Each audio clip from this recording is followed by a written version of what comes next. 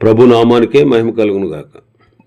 కూడి వచ్చిన మీ అందరికీ, కర్మల ఆత్మీయ సహవాస సంఘ విశ్వాసులందరికీ మన ప్రభువును ఆయన ప్రియ కుమారుడునైన యేసుక్రీస్తు వారి శ్రేష్టమైన నామంలో శుభములు మరియు అందరికీ వందనాలండి. ఇర్మియా గ్రంథం 46వ అధ్యాయాన్ని మనం ధ్యానం చేసుకుందాం. ఇర్మియా గ్రంథం 46వ అధ్యాయం. ఇందులో ముఖ్యమైన అంశం ఏంటంటే, ఐగుప్తును గూర్చి రెండు సంగతులు ఈ అధ్యాయంలో చెప్పారు. యెషయా వలె, యెహెజ్కేలు వలె ఇర్మియా కూడా అన్య జనాంగాలకు విరోధంగా చెప్పిన ప్రవచనాల్ని మనం చూడవచ్చు. ఈ 46వ అధ్యాయంలో ఐగుప్తునకు విరోధంగా చెప్పబడినటువంటి ప్రవచనాన్ని మనం చూస్తాం. యెషయా గ్రంథం 12 నుంచి 23 వరకు, 23 అధ్యాయాల వరకు, అలాగే యెహెజ్కేలు గ్రంథం 25 నుంచి 32 అధ్యాయాల వరకు అన్య జనాంగాలను గూర్చి వారు ప్రవచించారు. మరి ఈ అధ్యాయంలో కూడా అన్య జనాంగమైన ఐగుప్తును గూర్చి ఇర్మియా ద్వారా దేవుడు ప్రవచనాన్ని చెప్పారు. క్రీస్తు పూర్వం 606లో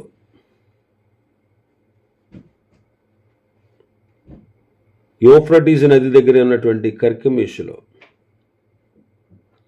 ఐగుప్తు వారు బబులోను వారి వలన ఓడించబడ్డారు. ఆ సంగతే ఇర్మియా ప్రవచనాత్మకంగా చెప్పాడు. ఇంతవరకు యోధా జనాంగాలకి ప్రవచనాలు ప్రకటించినటువంటి వాడు 46వ అధ్యాయం నుండి అన్య జనాంగాలకు ప్రవచనాలను ప్రకటించేవాడుగా ఉన్నాడు. మొదటి వచనం, అన్య జనులను గూర్చి ప్రవక్త అయిన ఇర్మియాకు ప్రత్యక్షమైన యెహోవా వాక్కు. అన్య జనములను గూర్చి ప్రవక్త అయిన ఇర్మియాకు ప్రత్యక్షమైన వాక్కు. మనము అన్య జనాంగానికి అంటే క్రీస్తును ఎరగని వారికి, అన్యులు అంటే ఎవరంటే దేవుని వాక్యం ఎరగని వారు. అన్యులు అంటే ఎవరంటే దేవుని గూర్చి గ్రహింపు లేనివారు. అన్యులు అంటే దేవుని వాక్యం తెలిసిన వారు ధన్యులు, దేవుని వాక్యము ఎరగని వారు అన్యులు అన్నమాట. అన్యులకు కూడా మనం సువార్త ప్రకటించాలి. అన్యులకు కూడా మనం సువార్త ప్రకటించవలసిన వారంగా ఉన్నాం. సువార్త అందించాలి. కొరింథీయులకు రాసిన మొదటి పత్రిక 9వ అధ్యాయం 16వ వచనం, నేను సువార్తను ప్రకటించుచున్నాను, నాకు అతిశయ కారణము లేదు. సువార్త ప్రకటించవలసిన భారము నా మీద మోపబడి ఉన్నది. అయ్యో, నేను సువార్తను ప్రకటింపకపోయిన ఎడల నాకు శ్రమ అంటారు పౌలు. సువార్త ప్రకటించాల్సినటువంటి భారం నా మీద మోపబడినది. నేను ఇష్టపడి చేస్తే నాకు జీతం దొరుకుతుంది, ఇష్టపడకపోయినా గృహ నిర్వాహకత్వం నాకు అప్పగించబడింది అంటారు. కాబట్టి సువార్త భారం, సంఘ భారం పౌలు గారి మీద మోపబడి ఉన్నది అంటున్నాడు. పౌలు గారు ప్రభువునకు కట్టు బానిసగా, స్వతంత్రంగా, తనంతట తానుగా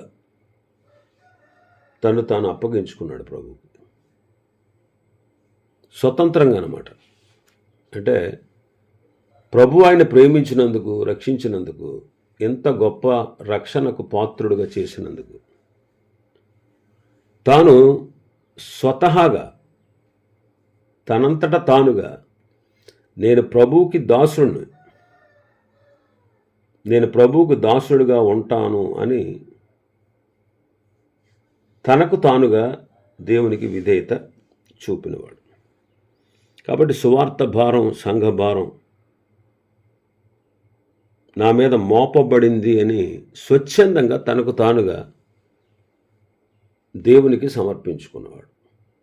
మరి రక్షణ పొందిన మనం కూడా స్వతంత్రంగా మనంగా ప్రభుకి దాసులం అవ్వాలి.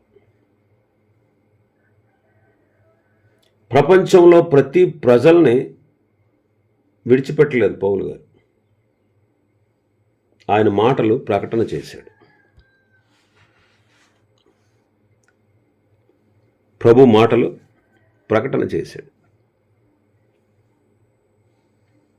అందుకే మనుషులందరూ రక్షణ పొంది సత్యమును గూర్చిన అనుభవ జ్ఞానము గలవారు అయి ఉండాలని పౌలు గారు ఆశ కలిగి ఉన్నాడు. మనుషులందరూ రక్షణ పొందాలి, సత్యాన్ని గూర్చిన అనుభవ జ్ఞానం గలవారై ఉండాలి. అది దేవుని యొక్క ప్రణాళిక, అది దేవుని యొక్క ఆశ. మనుషులందరూ రక్షణ పొందాలి, సత్యాన్ని ఎరగాలి అనేది దేవుని యొక్క ఆశ. అలాంటి దేవుని మనస్సుతో పౌలు గారు సువార్తను ప్రకటించాడు. అలాంటి మనస్సుతోనే మనం కూడా మనుషులందరితో మాట్లాడవలసిన వారంగా ఉన్నాం. అలాగే అప్పగించబడిన సంఘానికి కూడా దేవుని యొక్క వాక్యాన్ని మనం ప్రకటించేవారుగా ఉండాలి. 2వ వచనం, ఐగుప్తును గూర్చిన మాట. యోషియా కుమారుడు యోధా రాజు అయిన యెహోయాకీము ఏలుబడి యందు 4వ సంవత్సరమున నెబుకద్రెజరు కర్కెమీషులో యూఫ్రటీసు నది దగ్గర ఓడించిన ఫరో నెకో దండును గూర్చిన మాట. ఐగుప్తు రాజు అయిన ఫరో నెకో మీదకి నెబుకద్నెజరు యుద్ధ సన్నద్ధుడై వచ్చాడు. నెబుకద్నెజరు ఆ కాలంలో చక్రవర్తి, అగ్రరాజు అన్నమాట. ఈ అగ్రరాజు అయినటువంటి నెబుకద్నెజరుని సామంతులైనటువంటి వారి మీదకి యుద్ధానికి పంపాడు దేవుడు. యుద్ధానికి పంపాడు. నెబుకద్నెజరును పంపి ఐగుప్తు దండును గూర్చి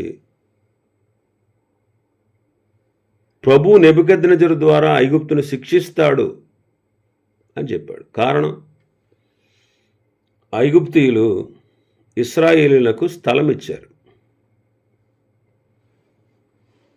ఇశ్రాయేలీయులకు ఏం చేశారు? స్థలం ఇచ్చారు. వాళ్ళను చేర్చుకున్నారు ఇశ్రాయేలీని. అందువల్ల వారిని బట్టి ఐగుప్తు మీద కూడా శిక్ష వచ్చింది. మనం ఒక విషయాన్ని గమనించాలి. ఏంటంటే, పులిసిన పిండి కొంచెమైనా ముద్దంతను ఏం చేస్తుంది? పులియ చేస్తుంది. కాబట్టి మనం గ్రహించాల్సిన విషయం ఏంటంటే, మనలో మనం అతిక్రమాలని దాచిపెట్టకూడదు. వర్ధిల్లం, ఒప్పుకొని విడిచిపెట్టాలి. చేసిన తప్పును కప్పిపెట్టేవారుగా ఉండకూడదు. పౌలు గారు కొరింథీయులకు అదే చెప్పాడు. మీలో భయంకరమైనటువంటి జారత్వం చేసినవాడు ఒకడున్నాడు. తండ్రి భార్యతోనే వ్యభిచారం చేసినవాడు ఉన్నాడు. అలాంటి వాడిని మీలోనే ఉంచి వాడిని వెలివేయకుండా మీరు కూడా ఆ తప్పులో ఆ శిక్షకు పాత్రులు అవుతారా అంటాడు. ఆ పౌలు గారి మాట పట్టుకుని వాళ్ళు ఆ పాపం చేసిన వాడిని వెలివేశారు. ఆ పాపం చేసిన వాడిని వెలివేశారు. కాబట్టి ఆ విషయంలో మనం చాలా జాగ్రత్త వహించాలి. వాళ్ళు ఇశ్రాయేలీయులకి స్థలం ఇచ్చి వారి దేశంలో ఉండనిచ్చారు కాబట్టి దేవుడు వారి మీదకి ఉగ్రతను రప్పించాడు. 3వ వచనం, డాలును కీడమును సిద్ధపరచుకునుడి, యుద్ధమునకు రండి, గుర్రములను కట్టుడి, రౌతులారా కవచము తొడిగి ఎక్కుడి, శిరస్త్రాణములు ధరించుకునుడి, ఈటెలకు పదును పెట్టుడి, కవచములు వేసుకొనుడి. డాలును కేడమును సిద్ధపరచుకోవాలి. యుద్ధానికి రావాలి. గుర్రాలను సిద్ధపరచాలి. రౌతులు సిద్ధపడాలి. శిరస్త్రాణములు ధరించుకోవాలి. ఇది యుద్ధ సన్నద్ధం, యుద్ధానికి సిద్ధపడేటువంటి విధానం. ఈనాడు మనం కూడా యుద్ధ రంగంలో ఉన్నాం. మనం పోరాడేది శరీరులతో కాదు.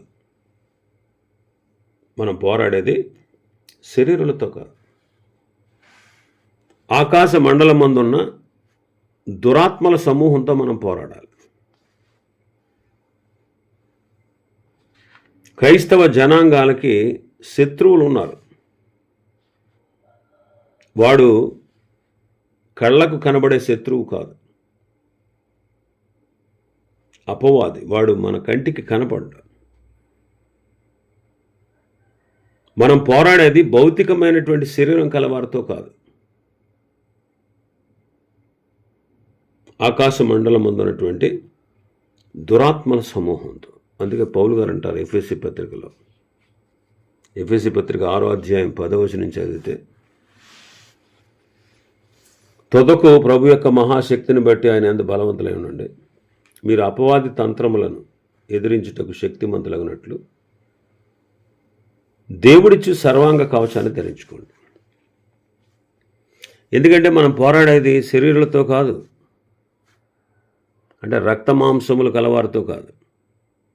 ప్రధానులు, అధికారులు, ప్రస్తుత అంధకార సంబంధులకు లోకనాథులు, ఆకాశ మండలం ముందున్న దురాత్మల సమూహాలతో పోరాడుతున్నాం. కాబట్టి ఆపద్దినమందు వారిని ఎదిరించడానికి సమస్తము నెరవేర్చిన వారమే మనం ఆయన ఎదుట నిలబడటకు శక్తిమంతులగినట్లు దేవుడిచ్చు సర్వాంగ కవచాన్ని ధరించుకోండి అంటాడు. నడుమునకు సత్యమును దట్టి, నీతి అను మైమరువు, పాదములకు సమాధాన సంబంధమైన జోడు, సువార్త వలన సిద్ధ మనసున జోడు, విశ్వాసం అనే డాలు, రక్షణ అను శిరస్త్రాణం, వాక్యమను ఆత్మఖడ్గం. వీటిని మనం ధరించుకొని శత్రువులతో పోరాడాలి.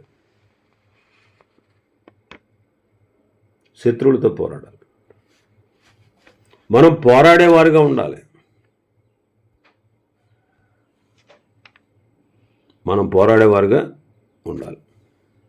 అందుకే పౌలు గారు తిమోతిని హెచ్చరిస్తూ దైవజనుడు సన్నద్ధుడై ఉండాలి, ప్రతి సత్కార్యానికి పూర్ణంగా సిద్ధపడి, దైవావేశం కలిగిన ప్రతి లేఖనాన్ని ఉపదేశించడానికి, ఖండించడానికి, తప్పుదిద్దడానికి, నీతి అందు శిక్ష చేయడానికి ప్రయోజనకరమే ఉంది.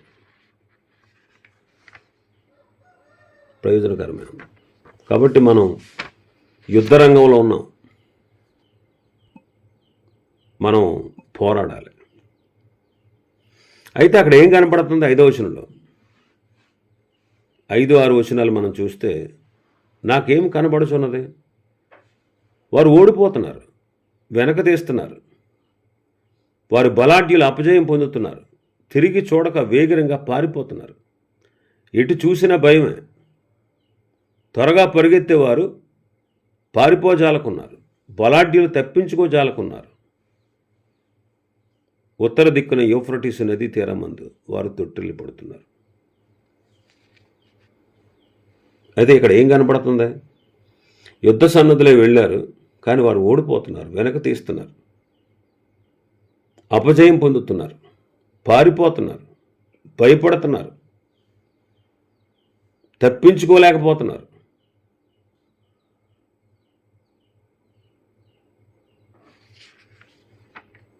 బలాఢ్యులైన ఐగుప్తీయులు పారిపోతున్నారు. పారిపోవడం పిరికితనాన్ని సూచిస్తూ ఉంది. మనం శత్రువు ఎదుట ధైర్యంగా ఉండాలి, ఓడిపోకూడదు. మనం ఎప్పుడు కూడా మనకు అంతిమ విజయం మనదేనండి.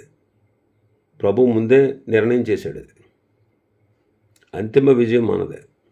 కాబట్టి శత్రువుతో పోరాడినప్పుడు మనం గుర్తుపెట్టుకోవాల్సింది ఏంటంటే విజయం మనదే. కానీ చాలామంది ఇది తెలియక, ఇది గ్రహింపు లేక శత్రువు చేతిలో ఓడిపోతారు. వాడు ఉపయోగించేటువంటి ఆయుధాలను మనలో ఉన్న విశ్వాసాన్ని కోల్పోయేటట్టు చేస్తాడు. అలాంటి ఆయుధాలు వాడు ఉపయోగిస్తాడు. కానీ మనం ఓడిపోకూడదు, వెనుక తీయకూడదు. నా ఎదుట నీతిమంతుడైన వాడు విశ్వాస మూలంగా జీవిస్తాడు. అతడు వెనుక తీస్తే అతని యందు ఆత్మకు సంతోషం ఉండదంటారు. వెనుక తీయకూడదు, ఓడిపోకూడదు,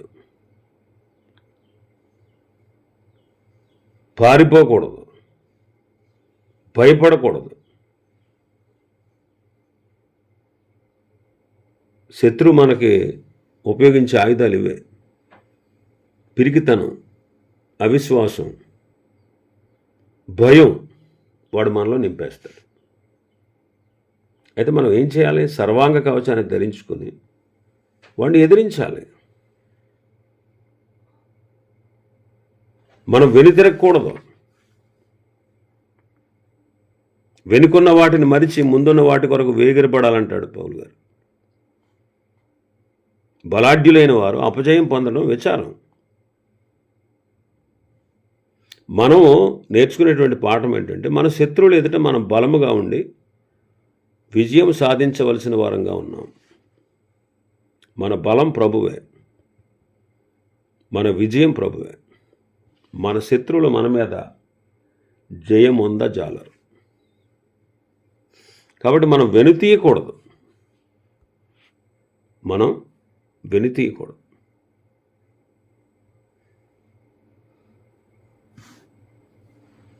నా ఎదుట నీతిమంతుడైన వాడు విశ్వాస మూలంగా జీవిస్తాడు. కానీ అతడు వెనుక తీస్తే అతని యందు ఆత్మకు సంతోషం ఉండదు. కాబట్టి మనం నశించుటకు వెనుతీవారం కాకుండా ఆత్మను రక్షించుకొనుటకు విశ్వాసము గలవారమే ఉన్నాం. కాబట్టి మనం విశ్వాసంలో ముందుకు కొనసాగాలి, వెనుతీసేవారుగా ఉండకూడదు.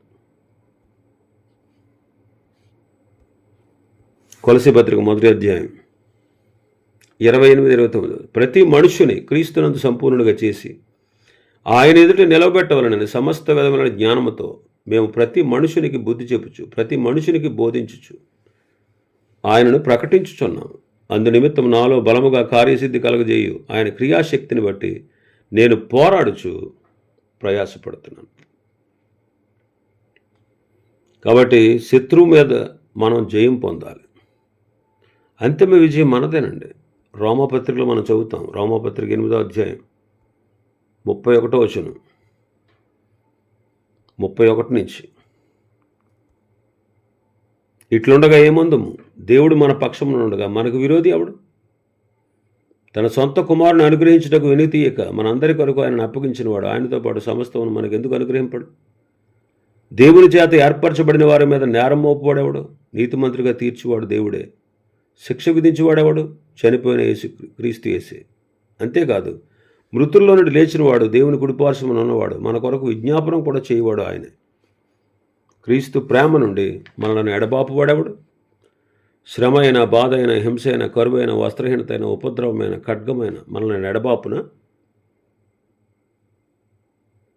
మనలను ప్రేమించిన వాని ద్వారా మనం వీటన్నిటిలో అత్యధికమైన విజయాన్ని పొందుతున్నాం. అందువల్ల మరణమైన, జీవమైన, దేవదూతలైన, ప్రధానులైన, ఉన్నవైనను రాబోవును అయినను, అధికారులైన, ఎత్తైన, లోతైన, సృష్టించబడిన మరి ఏదైనా మన ప్రభువైన క్రీస్తు యేసునందుల దేవుని ప్రేమ నుండి మనలను ఎడబాపనారు అని రూఢిగా నమ్ముచున్నాం. కాబట్టి మన శత్రువు మన మీద జయమొంద జాలడు.